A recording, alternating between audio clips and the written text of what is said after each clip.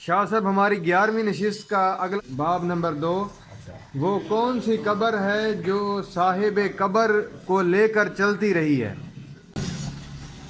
وہ حضرت یونس علیہ السلام کو مچھلی اپنے پیٹ میں لے گئی، وہ دریا میں چل گئی، وہ مچھلی کے پیٹ میں گویا وہ مچھلی کا پیٹ حضرت یونس کے لیے قبر تھا، اور وہ چلتی رہی اور پھر اس نے اسے دوسرے کنارے پر نکال دیا۔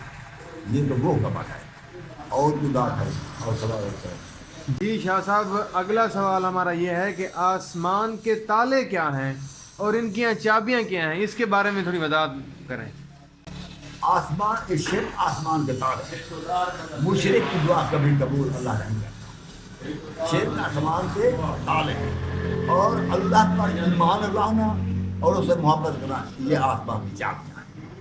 تو وہ تالے کھل جائیں گے جب اللہ پر ایمان لائیں گے اور اللہ سے محبت رکھیں گے، یا اللہ کا خوف رکھیں گے اور دعا مانگیں گے فوراً کریں گے۔ آپ کے کہنے کا مطلب یہ ہے کہ ان کے ایمان لانا اس کی کنجیاں ہیں۔ ہاں یہ چابیاں ہیں، آسمان کی چابیاں ہیں، اللہ پر ایمان صحیح ہے۔